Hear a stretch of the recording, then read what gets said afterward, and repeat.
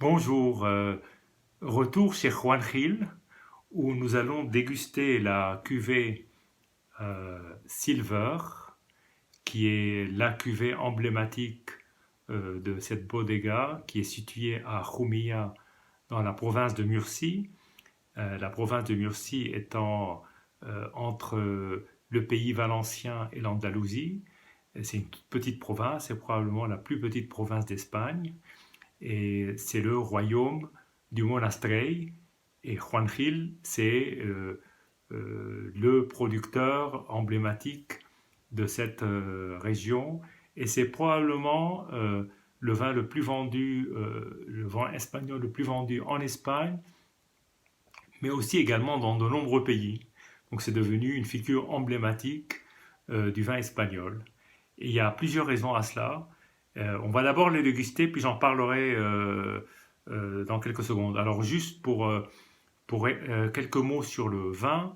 Donc nous sommes sur un plateau qui a une hauteur de 700 mètres, sur des vignes plutôt vieilles vignes, donc plus de 50 ans, sur des terrains comme c'est le cas schiste granite dans ce coin-là, très aride, une pluviométrie minimale.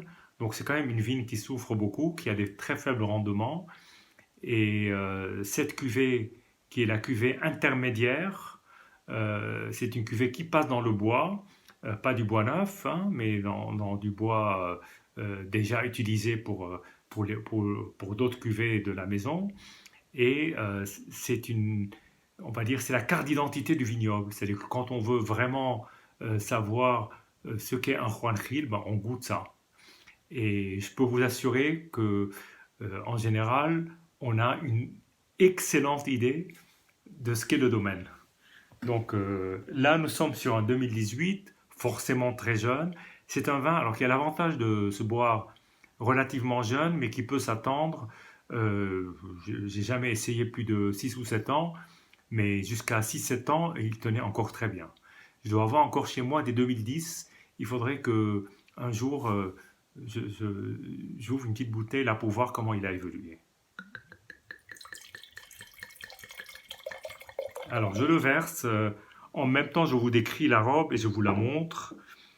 C'est une robe très violette, assez sombre, avec quand même quelques reflets roses.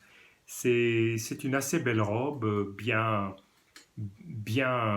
bien marquée, plutôt transparente, brillante. Donc, un, un- un- un beau vin, en tout cas, à l'œil.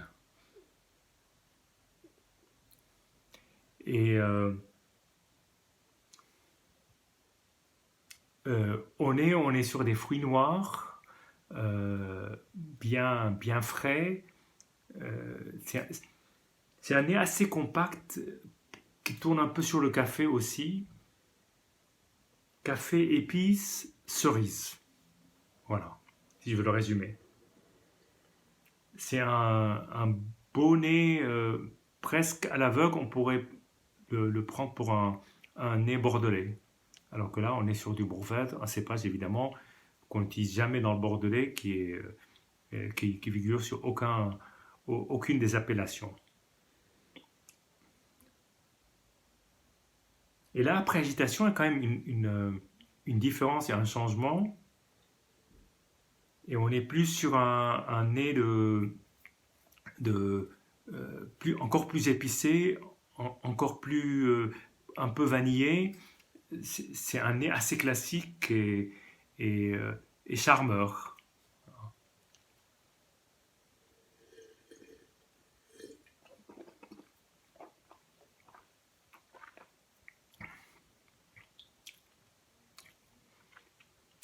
Alors là, il est encore très jeune, la bouteille vient tout juste d'être ouverte.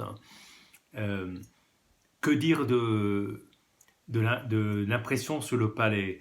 Déjà une splendide attaque, très enveloppante, de très très beaux tanins, un, un développement en bouche qui est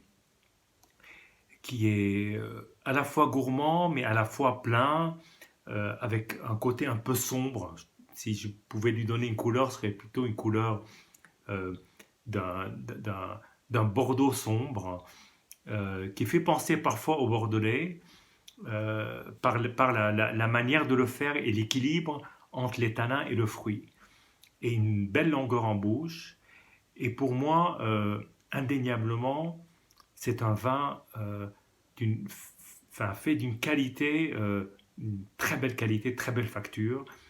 Et c'est un vin qui, je considère encore à ce jour, c'est probablement un des meilleurs rapports qualité-prix de la planète entière. Il est difficile et rare de trouver un vin aussi complet, aussi agréable, aussi bien fait dans cet ordre de prix. Voilà.